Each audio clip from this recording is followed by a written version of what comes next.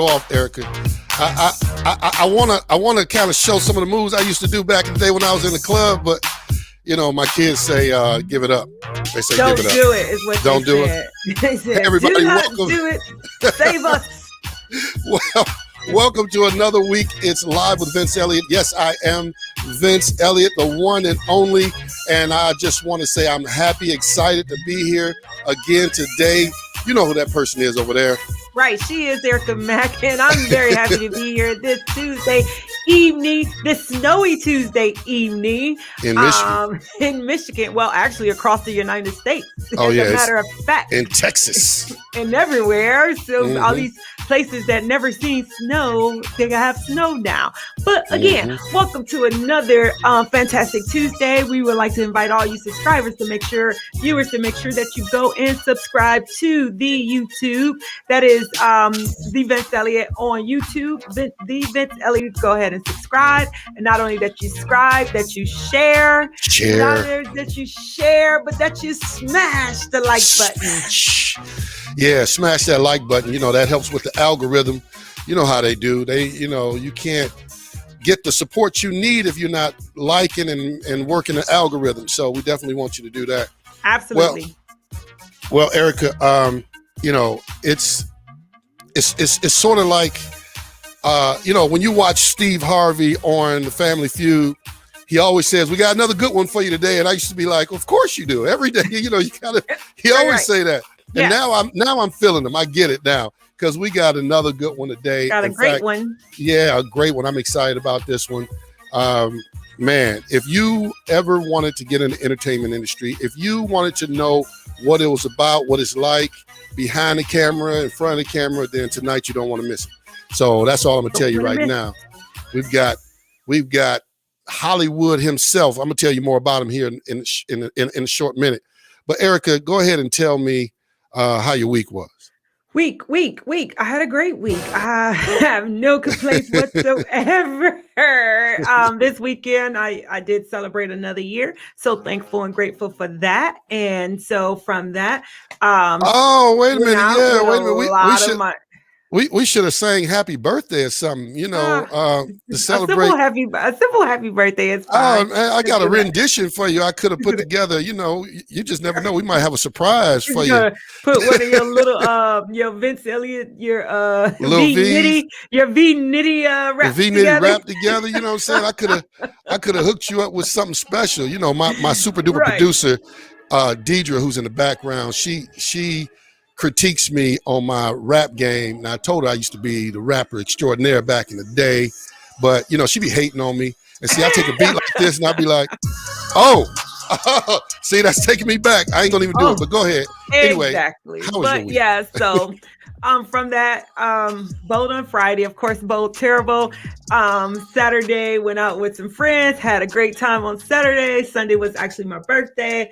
So I actually went to church and then left church and went to a bowling tournament. Wow. Didn't do too bad in the tournament. We just missed placing for actually winning the payout spots, but it was okay because I hadn't done a tournament in forever. So we were really surprised at how well we did in that tournament. So that was really good. And that was that. And so now we're again here at Tuesday. How is your week? Well, I can tell you, I like to bowl too, Erica. Yes.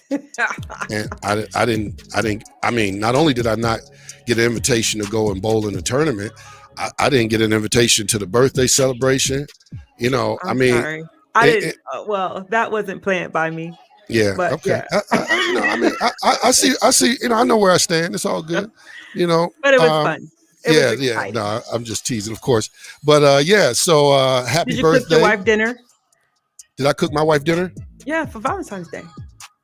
Oh, we don't get down like that on Valentine's Day. But that's you can not still her day. Just surprise her. Just be like, no. Because I love you so much, and I just wanted to do it. We agreed a long time ago. I direct all the Valentine's Day stuff towards my daughter. Okay. And so she's happy about that. So I did some special things for my daughter. That's nice. She wanted a big teddy bear, so I got her a big white fluffy teddy bear with pink. And then what else did I do? I got her some candy and things like that. So that's cool. I like it. It was all good. Yeah, No, that's really good. Normally I would take her out, Yeah. but with COVID, you know how that goes. You couldn't get in a restaurant, no way. I Yeah, promise right. you that. Exactly. So Because they were all crowded and went to a really great one. But yeah, they were all crowded and booked up. So yeah. Other than that, it was enough great. about me. And Let's me talk too. about other news. In other news. And now for news you may or may not be able to use. News other than Trump, COVID, or civil unrest. It's In Other News. Live from one of our remote studios, it's news anchor Erica Mack. One of our remote studios. Right, because we got so many. Right, exactly. Love that. Yeah, so welcome back to another fantastic somber week of In Other News. Alex Trebek's wardrobe has been donated to the homeless. This actually popped up in my news feed this week. I had already found the story and was gonna report on it, and then it popped up in one of my news feeds, and I was like, oh man, y'all done took my story. But at any rate, I'm gonna tell you about it again. And that is all of his suits, and not all of them, but a part of his collection was donated to this foundation called the Doe Foundation. And this foundation is a foundation that help restore men back to society. And so from that, they donated those suits, and those suits are when the men go on interviews and things right. like that. Yeah, interviews and training, job training, if they have, whatever they need to help them along in their process. And their slogan is ready, willing, and able. It's a reentry program. So I thought that was really great for them to donate to this organization and to give these men the opportunity to reestablish themselves, and, gives them that, I don't know if you want to call it security, but it gives them that extra push to keep going. So now I wonder how many suits did he donate? I mean, how many suits did the man have? I know it said it was like 300 ties. Oh my goodness. So 58 dress shirts, because I guess they divided his wardrobe up. So this particular foundation got quite a bit. And so and it so happened that the president of this foundation, he's been the president for 35 years. And unfortunately, he passed 2 weeks ago. Oh, wow. So they received this great donation, and this gentleman passed 2 weeks ago. But the dream still lives on, and the vision still goes on. And I'm so happy for these gentlemen and the foundation and receiving this great donation. Awesome. Yeah. And so I wonder, when they put the suits on, they go to the interviews, do they feel like a little, the spirit of Trebek on them? They go in there asking the questions, right. It's like, what is you hiring me? Okay. Yes. All right. Next story. Go ahead. Yes. Love it. 104-year-old man finishes his PhD. I'm sorry, 100 and what? 104 man finished his PhD 104-year-old man doctoral thesis and solves a 200-year-old enigma. So in Colombia, 104-year-old man credits COVID for the lockdown for helping him finally complete his dissertation. That's all it took. That's it. It was a pandemic. Yes. See? That's hey, if you can do it at 104, see, I got plenty of time there. Absolutely. I can wait. I can wait to get my PhD. Yeah. I'm gonna wait another 40 years.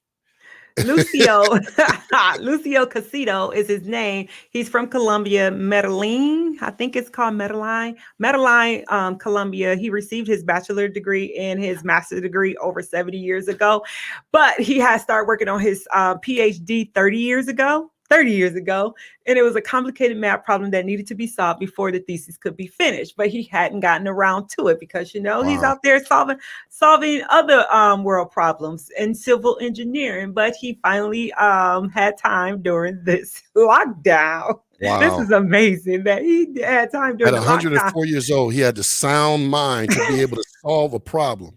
To solve a problem. And the problem was, what is determining the maximum amount of water that can be sustainably taken from a river for energy and other purposes? Who wants to know that? Why do we want to know that? I don't know. Hats off to him. Hats off to him. I don't want to sound like I'm hating. 104 doing anything, I congratulate you, especially if you got sound mind. And then to go as far as to be able to solve a problem that nobody else has been able to solve. Yes. Hey, that says a lot. That was pretty awesome. So That is all we have for today. Well, thank you very much for those stories that nobody else is going to talk about on mainstream media, but right here on Live with Vince Eliot. Listen, guys, we want to remind you guys to go ahead and share with somebody else, because tonight we got Eric Wheelwright, the Prince of Media. He's going to be coming up right after this break. And I want to make sure you guys have as many people watching this. If they're in the arts, they want to be in front of the camera, if they want to dance, sing, rap, whatever it is they want to do, act. If they are people who want to be behind the camera, want to direct, want to write, want to sing, want to write for singers. We're going to talk about all of that coming up real shortly. So we want to make sure that you share, and then you need to be subscribing to the YouTube page, because it's going to be, you're going to miss out real soon. We're going to be doing some special things I won't talk about right now. We're going to be talking about doing some things for subscribers, and you won't be able to get in on it unless you subscribe, and you're going to miss out. So go ahead, go to search for The Vince Eliot, subscribe, hit the like button, hit the notifications button so you don't miss out. All right. So all that being said, make sure you get ready to ask your questions and make your comments, and we will be right back right after this short break.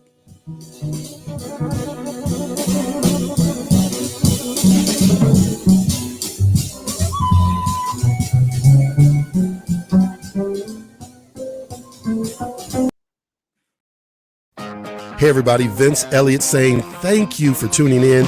Real quick, I wanted to invite you to become partners with us and contribute to our success. Our success is your success. One way that you can do that is by subscribing to our YouTube page, The Vince Eliot. Click on the notification so that you are notified when we go live or upload new content. Secondly, please share this broadcast with your family, friends, contacts, Craig and them, Cud and them, share with everybody. Lastly, you can contribute to the success of the broadcast with a financial contribution of only $1.25 a week, $5 a month, or $60 contribution for the year by using the Cash App information that's on the screen, $ Live with Vince Eliot. So thank you for helping us to bring information, education, inspiration, motivation, and yes, a few laughs to the world. Oh. Thank you. Hey everybody, it's Vince Eliot. Listen, if you or someone you know has information, education, inspiration, motivation, even if they can bring the fun and you think they would be a great fit for Live with Vince Eliot, we are always looking for interesting guests with interesting topics, whether they're in the arts or whether they're doing some form of business. We want to hear from you. All you got to do is contact us at thevinceeliot@gmail.com. You never know, you could be our next guest.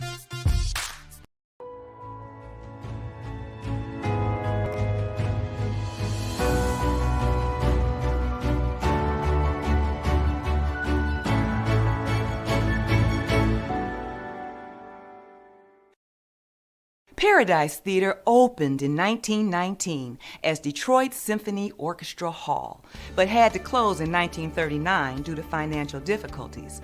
Brothers Ben and Lou Cohen bought it 2 years later and reopened the theater around Christmas of 1941, naming it after nearby Paradise Valley, a mostly black neighborhood.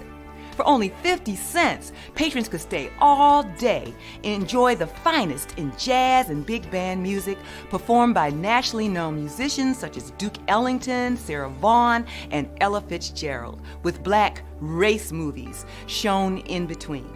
The Detroit Symphony Orchestra now hosts an annual Paradise Theater concert series. This Did You Know moment was brought to you by the Charles H. Wright Museum of African American History. For more information, visit thewright.org. And we're back. Listen, folks, we are celebrating Black excellence. This is Black History Month, and we decided to celebrate Black excellence in business, in the arts, in dance, that's part of the arts, in what else? In beauty. So we're doing it all this month. We want to celebrate Black excellence, and today is no exception. We have excellence in the field of entertainment with our guest tonight. His name is Eric Wheelwright, aka the Prince of Media, and we're going to talk about how do you break into the business, or how do you go to the next level in the business of entertainment, whether you're on the music end, or whether you're on the actor end, or dancing end, or singing end, or writer end, all of those things, TV, film, music. We're going to cover it all as much as we can.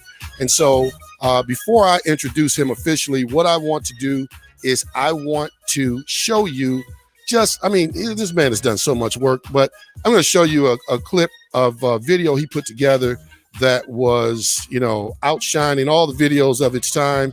And it is a Vicky Winans clip that we're going to show you. So take a look.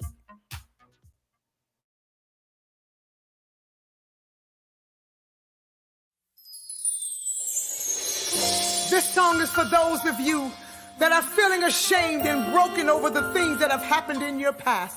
Some of you have made bad decisions and others are just hurting because the very people you trusted have let you down.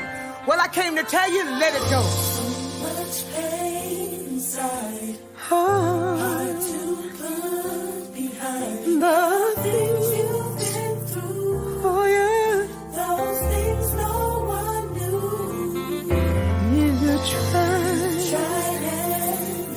to make up your mind whether to be weak or be strong. To let go or hold on. But today is the day to drop every way that's been holding you down. Those things that keep you bound. Lift those hands. Words that were made, things in your life so much better. And really, Well. Eric Wheelwright does some awesome work. Seemed like I saw a familiar face in there, Erica. I don't know, but I don't know. I'm partial to that video. That homeless guy was amazing. You see the teardrop on the nose? Did you see? Without further ado, I want to introduce my guest tonight. I am so excited to introduce him because he's not only the man, he is a good friend. He's been a mentor to me. And so I want to jump right into it. His name is Eric Wheelwright. He is an award-winning director, film and television producer, screenwriter, actor, recording artist, music producer, songwriter, singer, and musician. He is also studying and has won multiple awards as first chair violinist, in addition to being trained in piano, guitar, and drums because of his many abilities. Wheelwright is considered one of the most versatile and gifted individuals in the entertainment industry. His talents have branded him the title, the Prince of Media, and his skill sets have afforded him the opportunity to produce and work on projects that include some of the largest names in entertainment. Entertainers such as Steve Harvey, Justin Timberlake, Cuba Gooding Jr., Beyonce, Marvin Winans, Timberland, Berry Gordy, Sinbad, Raven Simone, Stevie Wonder, and many more. I go on and on. I just want to say one more thing.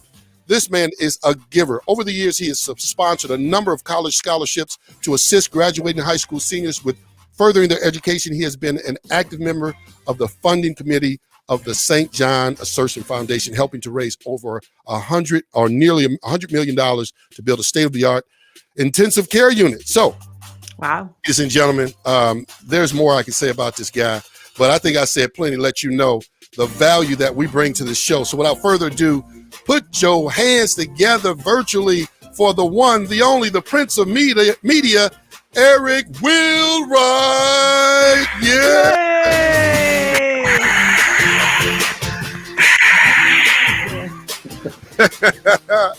Yeah. Hey, you welcome. You can do a little bounce with us, something. I can do the bounce. Let's get the bounce going on. Welcome to the show, man. Thank you for taking the time out to come. I personally know how busy you are. At least that's what I think when you don't answer my phone calls. But that's another story. I ain't tripping. Here we go. No, I'm just kidding. Welcome to the show, man. It's great to have you on here. And I'm talking fast because I already know we're running out of time. You know, it's just with all that we got to talk about, I'm going to talk less and let you talk more. I've done an introduction of who you are, some of the things that you've done, which was just a drop in the bucket. So I'm going to let Erica kick it off. You know, we like to start our questions with, you know, kind of starting from the basics. Let's not assume everybody knows, you know, what you do. And then there's some myths and things like that we want to touch on. So Erica, take it away. Well, my first question would be exactly that. What does a producer do? Okay.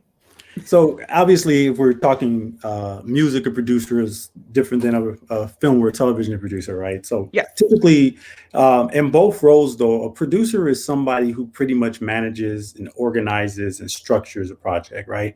And that's across the board, not just in music and entertainment as a whole, but in any line of business.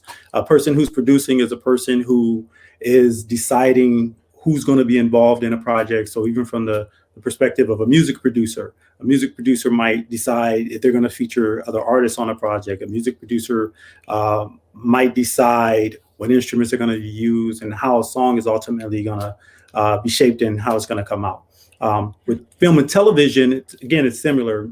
Film and television producer might be the person who, if you've got a new project and you're looking to raise funding for it, the task of funding can fall on the responsibility of the producer. Putting together the team that's going to make the project become a reality would be the task of the producer, whether it's, the producer's hiring the director, the producer's hiring the casting director. Doesn't mean necessarily that they're the ones doing the casting, but they would be the ones who decide is going to manage. That's right. That manages those different projects or different areas in that project. Wow. Yeah.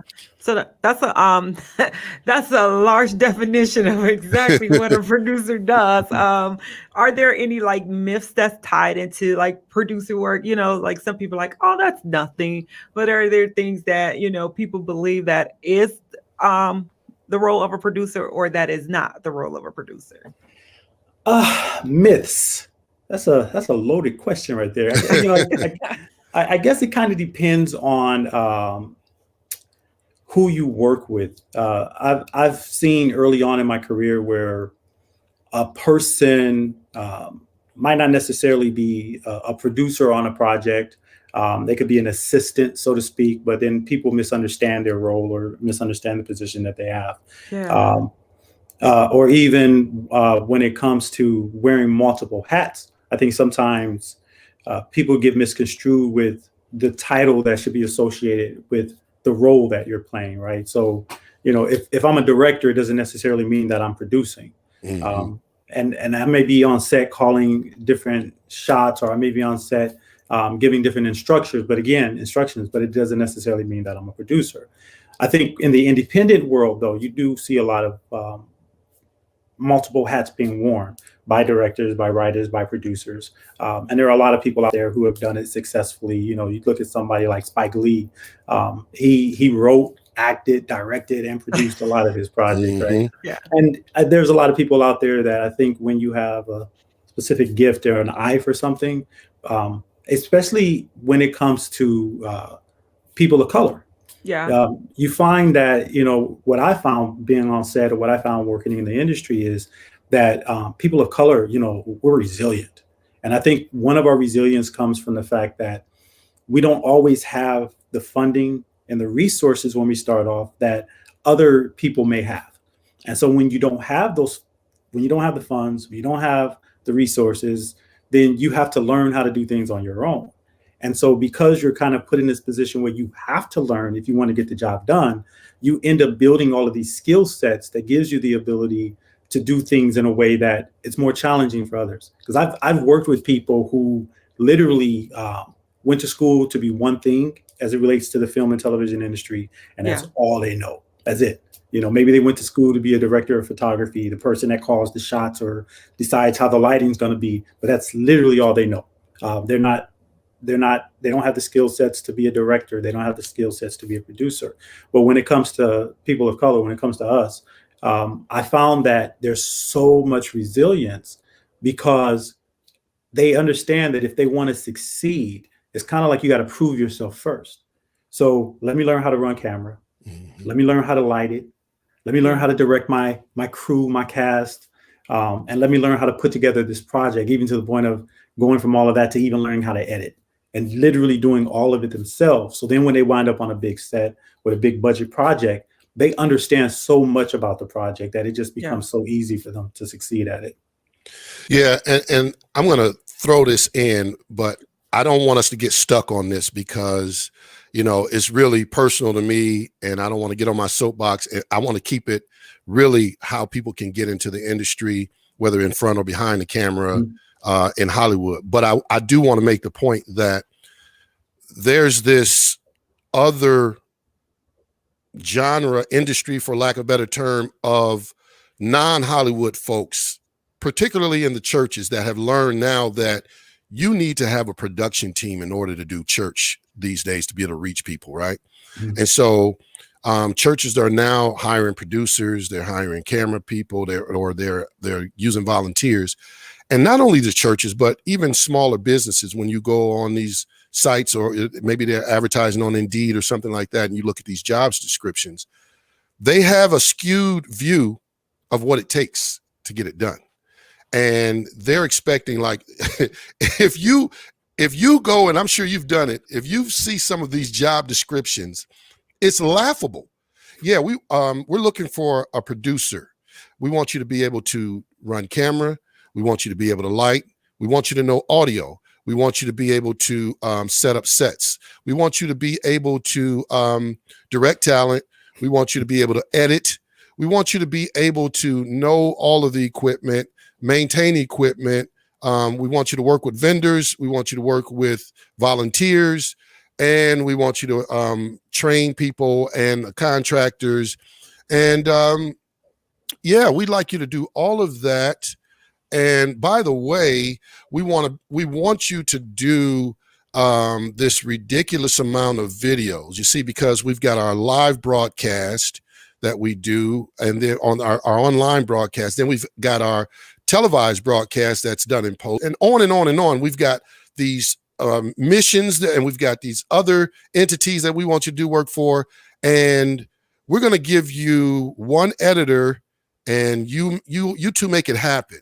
And by the way, how much you want to get paid? I mean, because we're thinking we could give you maybe about 40, 45,000, maybe 50 if you earn it.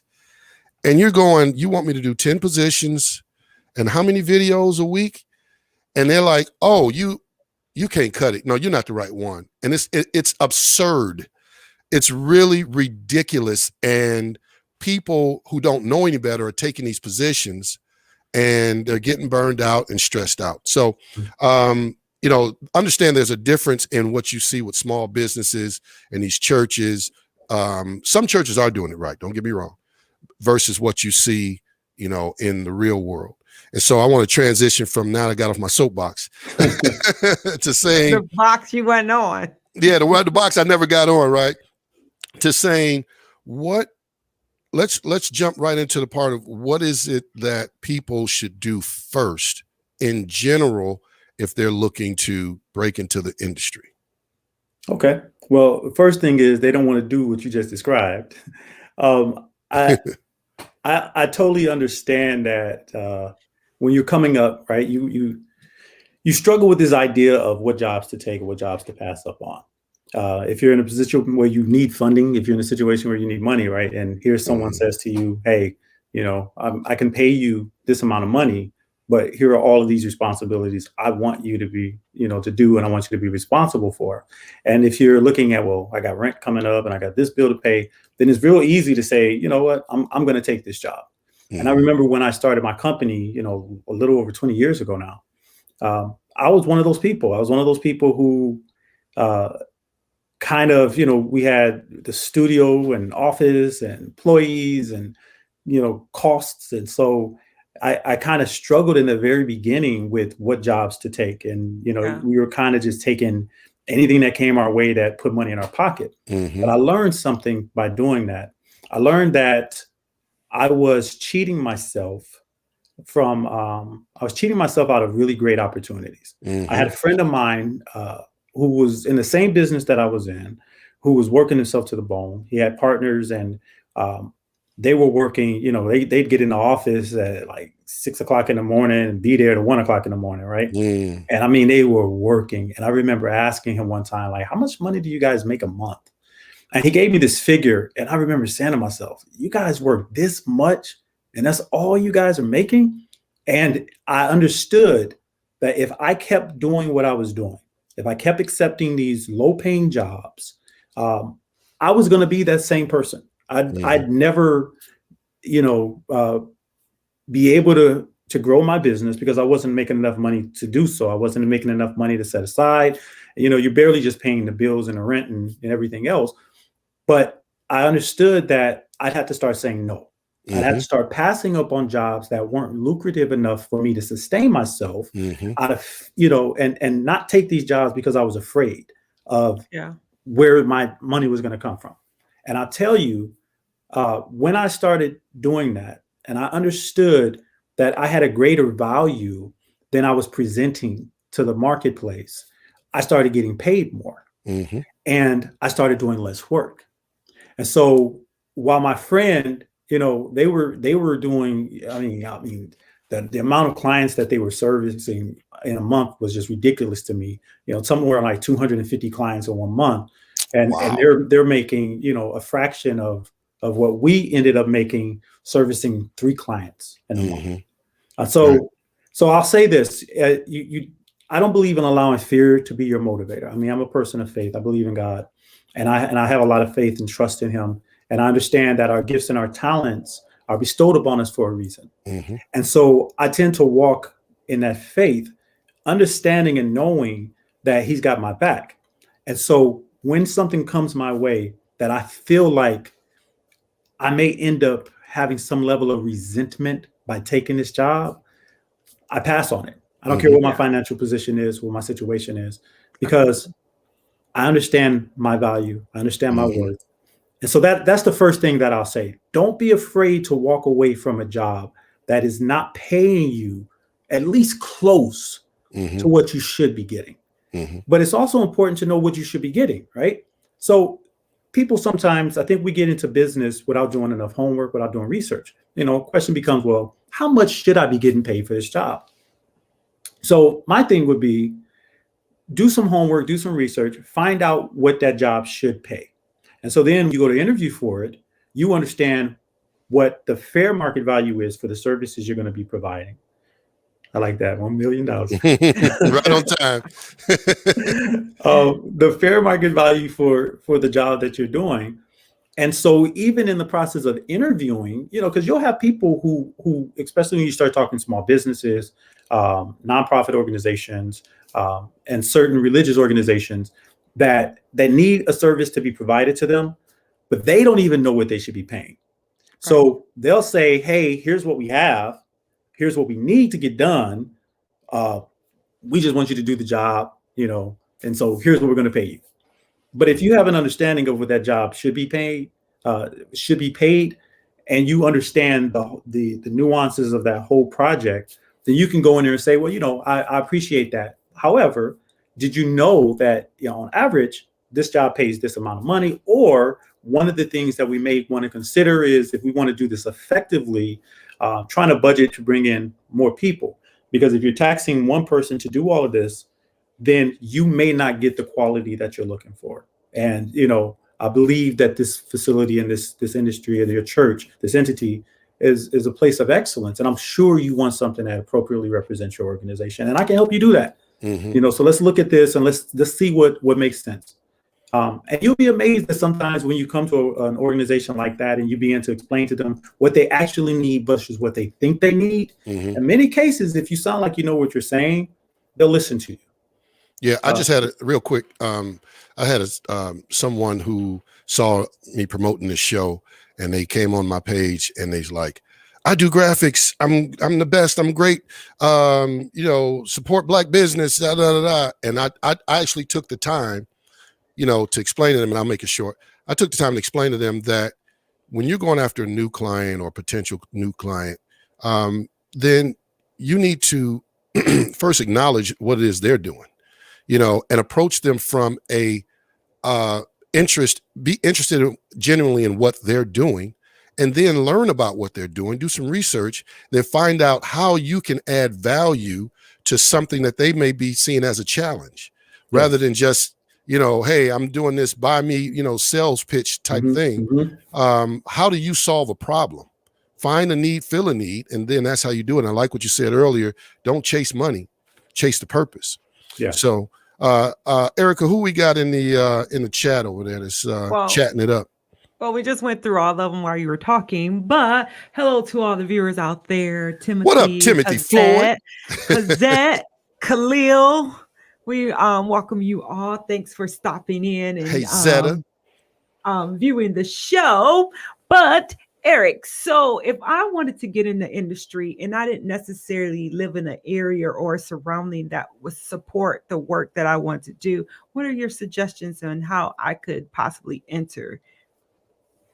So it's actually a lot easier now than it used to be. Back in the day before social media, you literally had to try to get in front of somebody. And in many cases, that meant that you were flying to California or New York or someplace where whatever fraction of the industry you were trying to become involved in, where it was established, right? So you have a lot of people who would fly out to California if they were trying to get into acting or even music. With a plane ticket and $200, I'm going to make it. and you know, it doesn't mean that you can't. Right. I remember having a conversation with Jo Marie Payton. She's the one who played the mother on Family Matters. Family Matters, right? Yes. And so we were in California some years back at an award ceremony, and it was after the show, and we're sitting down and we're just kind of, it's late at night, just kind of talking. It's this after party thing going on, and we're out on the patio just talking, right? Just enjoying the evening and the night. And I remember her telling me about when she moved to California and how she said to herself she wanted to be an actress. She came from a very poor family. She talks about how she was telling me how, she barely had a pair of shoes on that fit. And she came to California with a dream.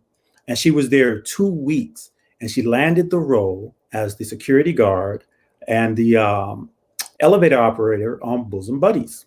Yes. And so Family Matters was actually a spinoff of that show. So from her character, they decided to create this whole new show because she was just that compelling. So it doesn't mean it can't happen. But, if you make the move, if you're talking about transitioning to another place, go with a lot of determination. Go with the understanding that you may not get a yes right away, but be persistent and remain confident, but also be patient. A lot of the times, I think people forget that if there's someone that you're trying to connect with, you're not the only person that's trying to connect with that person. Mm-hmm. And I remember back in the MySpace days, I don't know if you guys remember that. Oh, yeah. But I used to get hit up on MySpace with a lot of people, because this was like the first real social media platform where you had an opportunity to connect with people that were doing things. And so I used to get messages, all of the time with the question, how do I get into the industry? And how do I do this? How do I do that? Right. But it became so much that I couldn't respond to every message right away. And I always told myself, I want to be this guy. I don't ever want to be somebody who becomes inaccessible to people. Right. I don't want to be that guy. And I didn't really know what I meant when I said that, because in my mind, I'm like, I don't care how big I get, how much I'm successful. I'm going to always be available for everybody to connect with. Right. That wasn't realistic. That was not realistic. Because what ultimately happens is the more successful you start to become, the more in demand you become. And so you're getting pulled from here, you're getting these opportunities and these jobs. And then when you start to get on bigger projects, your time becomes extremely demanding. And then you have people messaging you. And so I would try to respond to them, but I'll never forget, there was one person, I didn't respond fast enough to their question.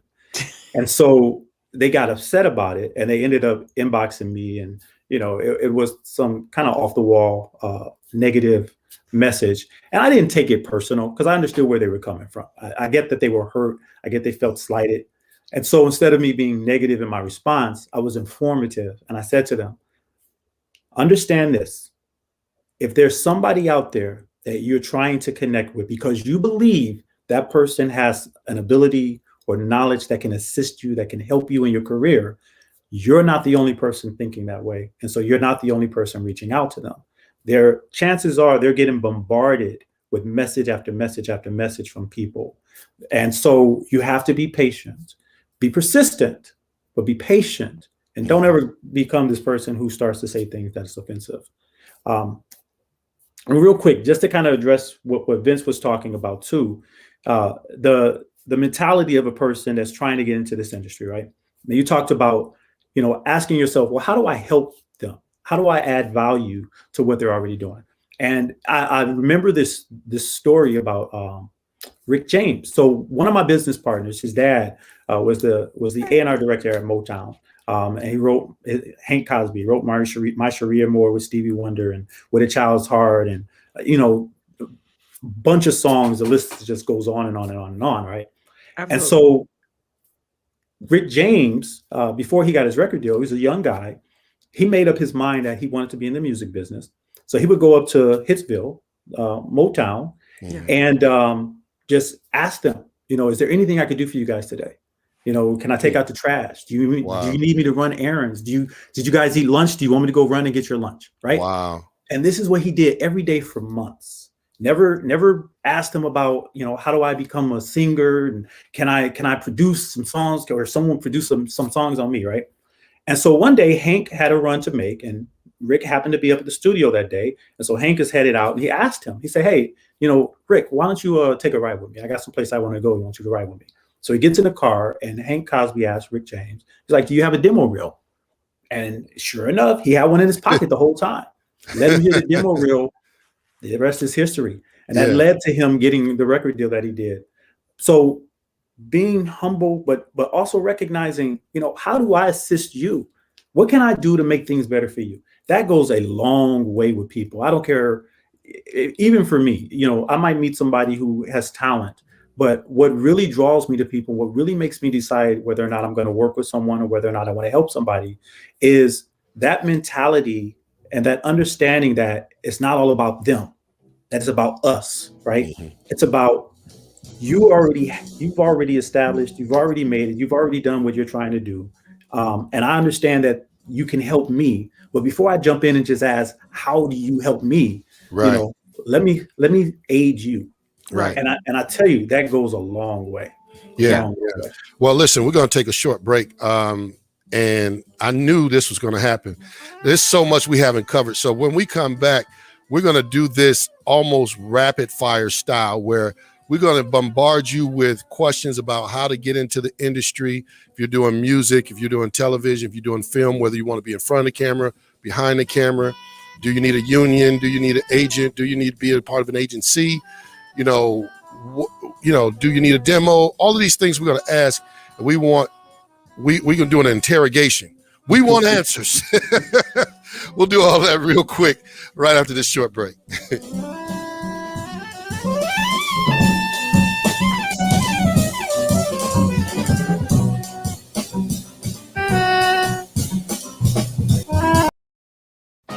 Hey everybody, Vince Eliot saying thank you for tuning in. Real quick, I wanted to invite you to become partners with us and contribute to our success. Our success is your success. One way that you can do that is by subscribing to our YouTube page, The Vince Eliot. Click on the notification so that you are notified when we go live or upload new content.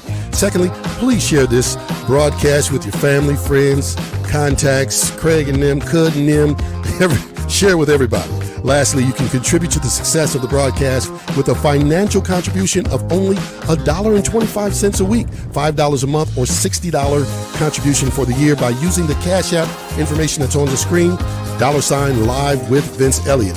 So thank you for helping us to bring information, education, inspiration, motivation, and yes, a few laughs to the world. Oh. Thank you.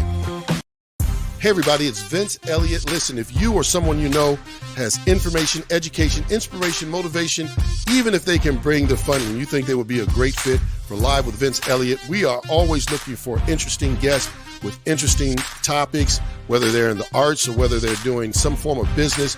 We want to hear from you. All you got to do is contact us at thevinceeliot@gmail.com. You never know, you could be our next guest.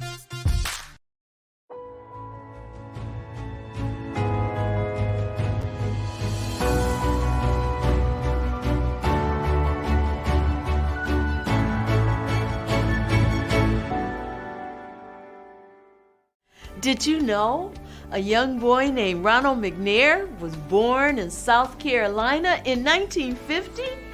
Growing up, his favorite television show was Star Trek.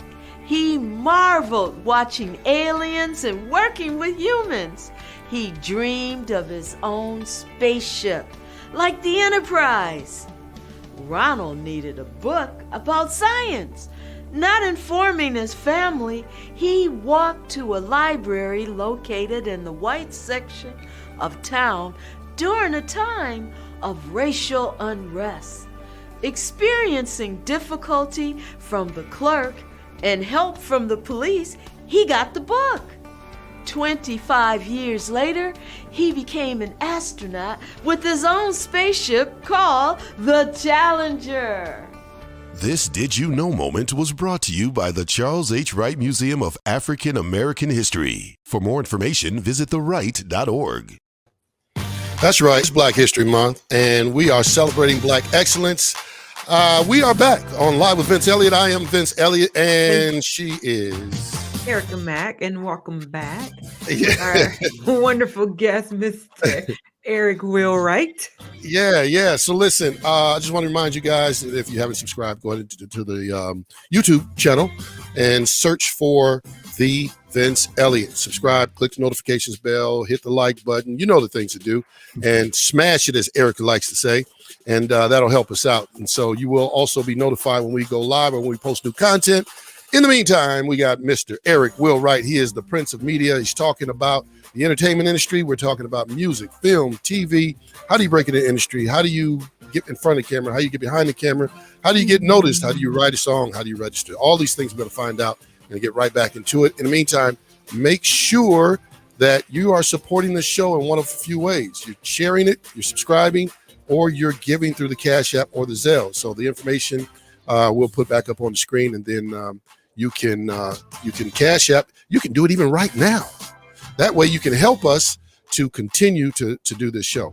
So I want to get right back into it. Erica, I think we should back and forth, interrogate this guy, give him to give us some answers. We want answers. I'm going to kick it off.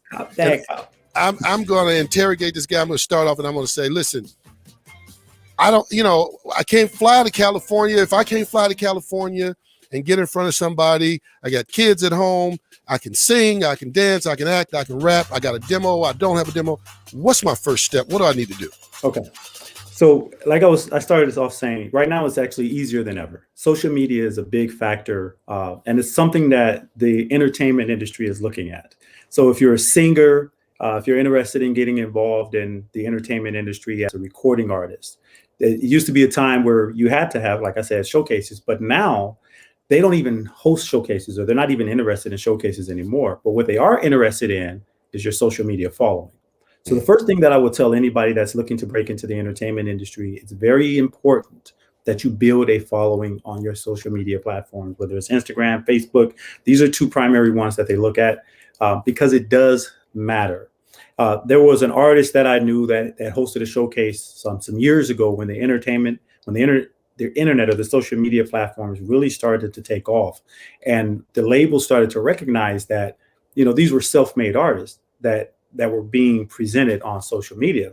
So there was a particular artist, extremely entertaining, great singer, great look, but her problem was she didn't have big enough following on social media. Mm-hmm. And so the label said, well, we love your music, but nobody's following you. And so instead of signing her, they signed someone who had a much larger following than her. Wow. So the first thing I will tell people right now, take advantage of the technology. This stuff didn't exist long ago, not even too long ago, actually, but it was far more challenging then than it is now to break into the industry, because you got things like YouTube where you can post a video of yourself performing, and that if you do it effectively and you promote yourself well enough on social media, people take notice. All right, we're about to hit you again. Yeah. Get them, Erica. Get them. So we've already talked about everything that's in front of the camera. I'm a person who's a behind the scenes person. I don't even know why I do this, but but how, if I'm a writer or an operator or a person who wants to be behind the scenes, what's the best route for me to take? Like a ghostwriter. What about a ghostwriter? A ghostwriter? Yeah, that's somebody's behind the scenes. Sure. Okay, so we're talking film and television, I'm assuming, as a writer? Yes. Film and television. Well, we talked about music and we also talked about film and television. So I guess kind of like a little bit of both, or we can talk about one and then talk about the other one. Okay. So with music, it's a little bit Froze. He said music is a little bit easier. And so, all right. I think there are a lot of avenues and platforms out there that I know of. One in particular, yeah. If you're a songwriter and you're hoping to get your music or your song sung by somebody that's established, there's a website and a company called Taxi that is their task. That's what they do. And I'm sure there are a number of other ones out there, but Taxi as a songwriter is something that I would look at. And there used to be this book called The Musician's Atlas. They ended up converting it from an actual thing that you bought, but it listed the A&R directors. A&R directors are typically the ones who decide the songs or the material that's going to be used on an artist's album. It's not the recording artist. In many cases, that's always deciding, what songs they're going to use. So the A&R directors are usually the ones, if you're trying to get music in front of someone, or if you're trying to get a song that you wrote to somebody, you want to find out who the A&R director is. And I will say this, if you're sending something off to somebody, make sure you put it or you present it in a way that's representable, right? So I had a really good friend of mine who worked in the A&R department at LaFace Records before L.A. Reid took over Arista. And so I remember being on the phone with them, and they had all these different packages coming in because LaFace at the time was one of the few labels that were still receiving non-solicited material. Non-solicited material is material that you send in without using an entertainment lawyer. And then that's another subject and another thing that we have to talk about. Yes, that's a big subject. Yeah. But LaFace was one of the few labels that if you were a songwriter or producer, you could send the material directly to the record company. And they had their A&R department would literally go through and listen to the songs and decide if it was a fit for any of their artists. And so I remember, being on the phone with the person that was in A&R, and I was actually shocked to hear this, right? Because I'm like, really, as big as LaFace is and all the artists, you actually listen to this stuff and that people send in? And they were like, yeah, this is my job. I have to. Then they said this. They said, however, there's a lot of stuff that we don't listen to. And the reason we don't listen to it is because of the presentation. They said, so if I got a room filled with cassette tapes and CDs that people are sending me, I know I can't listen to all of it. So if I pick up a tape that's, got a sticker on it with some handwriting, person couldn't even take the time to buy some printable labels and they just threw it in an envelope, versus a package that's well put together. It doesn't have to mean they spent a lot of money, but that maybe they put together a binder with a listing and some information and a little bio about themselves, and it's well presented. I'm going to listen to that before I listen to this. Okay. So I'm sorry. So, and I'm staying in the same vein, but I'm just kind of switching a little bit. So if I want to get into the game, I want to either direct, I want to produce, I want to put together, I got ideas, I want to put my shows together. What is my best route to do that? Okay. Now with television and film, like I said, it's a little bit different, and it's even more challenging now than it used to be because it's becoming over inundated. There's so many different networks out there and so many people submitting content and so many different shows. So for the film and television industry, networking and building relationships is a huge part of it. And again, social media is good for this. You'd be amazed at how many people really do check their social media feeds, who really do respond to messages that they get on social media, especially people who may not necessarily be in front of the camera, but the people who are behind the camera, some of the directors. So I would suggest if you're a writer and you're looking at potentially submitting material to someone, do your homework, find out what networks, what shows, what stations are accepting if you want to just submit it yourself, non-solicited material. The other thing is find yourself or try to connect with a very good entertainment attorney. A good entertainment attorney will have the relationships and the connections that you need to have to put something in someone's hand. If you don't have any relationships, if you don't have those relationships, a good entertainment attorney, they tend to have some relationships or someone that they can connect with, someone that they can talk to that can help put your stuff in front of the right person. Mm-hmm. So it's unfortunately, it's a lot about who you know now in television and film. And so it becomes a little bit more challenging because obviously being behind the camera, there's not a whole lot that you can do with, as far as like singing and, as it relates Social to the music media. side of it. Yeah. You can do some things though. You can do some things if you're, if you're filming, if you've got, the video side of it, running camera, things like that. It's a lot easier to promote yourself than it is if you're a writer. But I will say this, places like LinkedIn now. LinkedIn is a great avenue for networking. They've made some changes to it that make it easier for people to connect socially, right? They've actually added some things to LinkedIn that makes it more social media friendly. So now you have this news feeds on LinkedIn the same way you have on Facebook. But the advantage is you have people, you can connect with people who are in a specific industry, in a specific field. So if you're a writer looking for a director, or a writer looking for a producer, or a writer looking for someone who you want to connect with that you're hoping will see or at least put their eyes on your script, LinkedIn is a good place to go. The other place that I would advise anybody that's interested in television and film is IMDb, the International Movie Database.com, imdb.com. Everybody who is in this industry is a part of IMDb. There, you can establish a free account with IMDb, which gives you access to information about film projects, right? The synopsis for the film, the cast, and all of that, right? However, if you subscribe to the pro version of IMDb, then you get access to the directors, you get access to the producers, you get access to casting calls. So that's one part of it's really relatively inexpensive. But this is a way, again, of being able to connect with people from the comforts of your own home without having to travel. Now, you threw a lot out there. I just want to recap because some things slipped by, I think might slip by people. So just recapping, I mean, you talked about going to this one site earlier, Tax or something. Taxi. Yep, taxi.com if you're a songwriter. If you're a songwriter.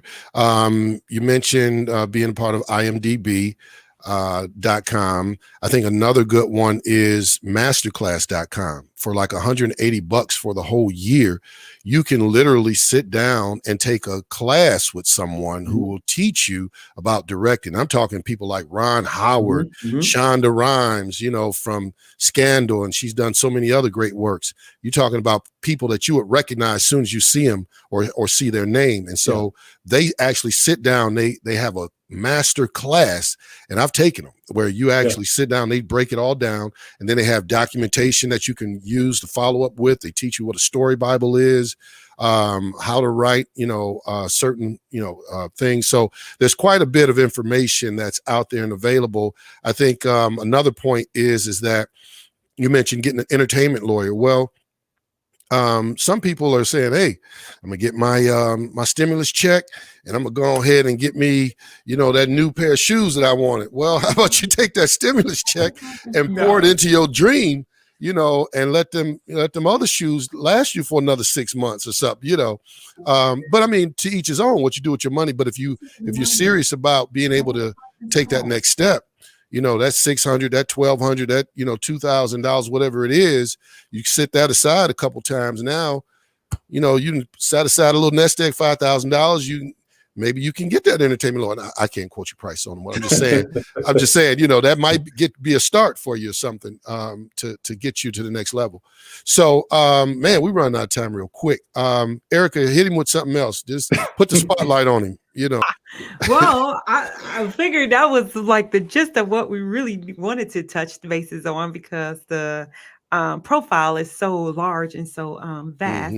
But I think the only other question is like casting calls. Are there legitimate casting calls now? And if so, how do an individual go about finding one?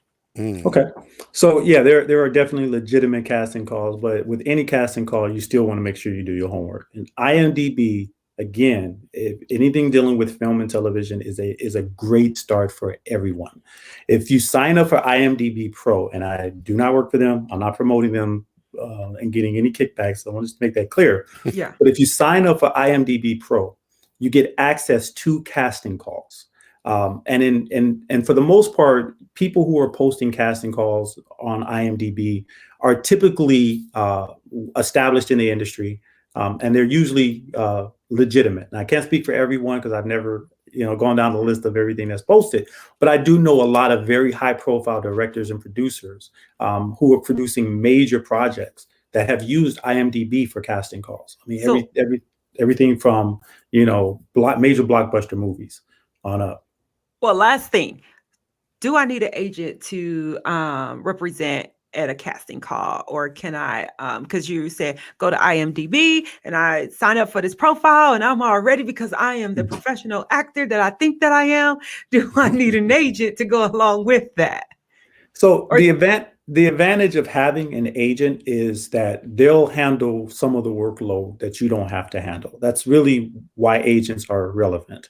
It's not necessarily that you have to have an agent to get in front of a director or a producer or a casting director. In some instances, they prefer it because usually if you're working with an agent understands protocol. They understand the dialect. They understand how things typically work. And if I'm a casting director dealing with an agent versus a casting director dealing with the actual talent, then there may be some misunderstandings there that the agent would understand. So I would say, it's not that you need an agent, but they have a value. Now, if you're getting into the industry and maybe right now you can't afford an agent, then what you do is you build yourself up. You get to the place where you're building a name for yourself. And then at that point, when you start to look to have an agent or sign an agent or be signed to an agent, then you kind of have a resume that you put in front of them that makes them want to work with you. Because the challenge is going to be this.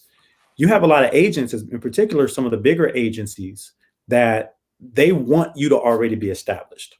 And it kind of sounds like, well, then why would I even need the agent if I'm already established, if I'm already a big name, right? Right.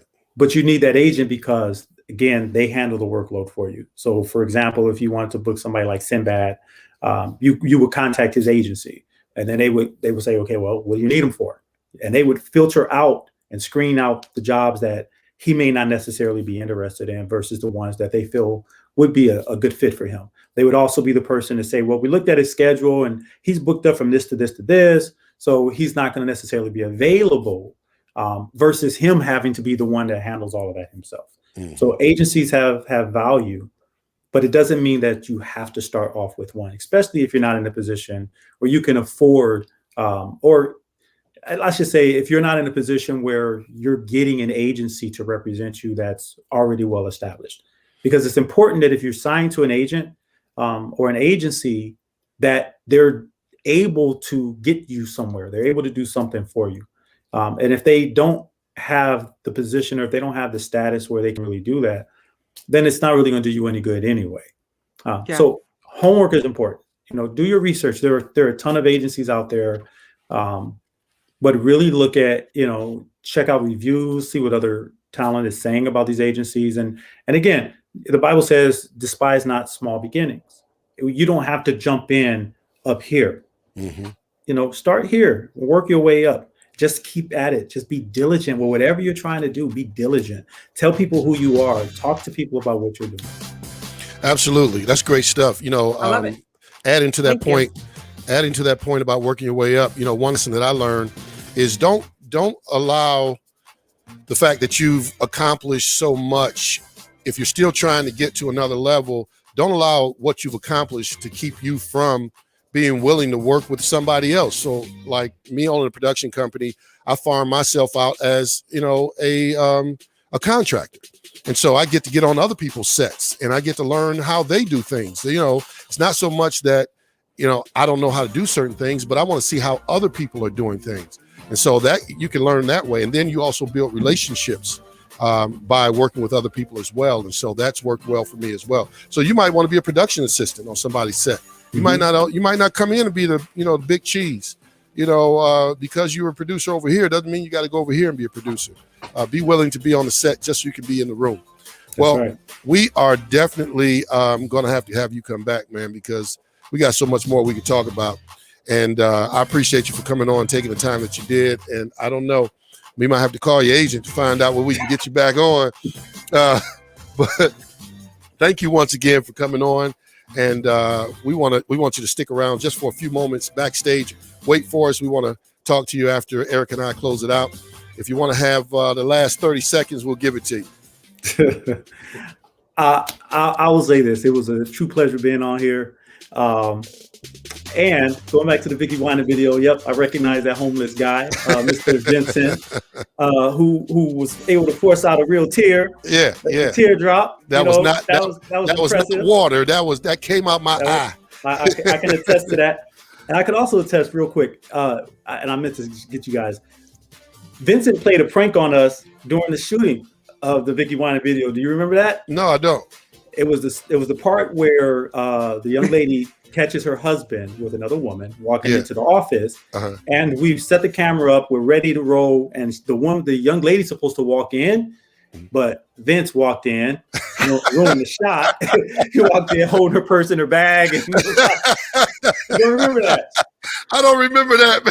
Yeah, he did it. That sounds like something I would do, though. Yeah, he sure did. He did it. That's funny.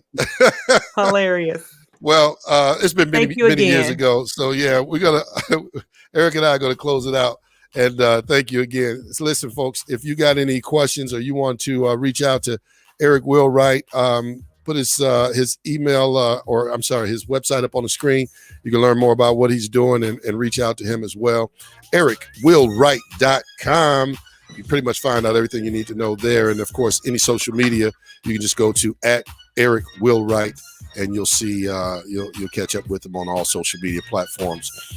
Pleasure. Erica, wow.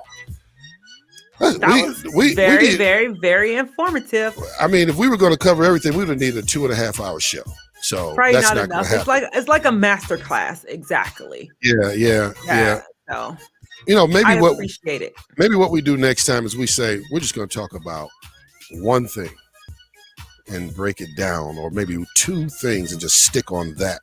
But we want to give people a variety, kind of be all over the place. Maybe we'll let people decide. But we did. I think we did justice. I think we did it justice. We did talk about the 2 things and producing and the music and in TV film. So I think we covered it. And any other questions, they definitely can go to EricWheelwright.com. That's right. Wheelwright.com. Say that fast 3 times. Right. And fill out the information. And I'm sure that he would be more than happy. His team will be more than happy to help you and guide you in your journey. And well, listen, if you're watching this on the replay, you're welcome to ask questions as well, and we'll get those over to Eric. And support the show. We want to remind everybody to definitely support the show. Cash App, $ Vince Eliot. What is it? I'm Live with Vince Eliot. There it is. $ Live with Vince Eliot, or Zelle, Vince@ngpnow.com. You see it on the screen. You know what I'm trying to say. But listen, we really could use your support so that we can continue to bring you great information. We want to bring you information, education, inspiration, and motivation, and yes, a few laughs. That's all I got, Erica. What do you got? That's all I have. Viewers, just remember that we're nothing without God, and we're absolutely nothing without you. The show is nothing without you. So join us again next Tuesday at 7:55, exactly 7:55. Today we had a little hiccup, but we are here at 7:55 every Tuesday. So remember to join us and turn on your notifications that you know that we're here and that you can pop on with us and have your questions ready. Until next week, have a great one. Peace. We love you.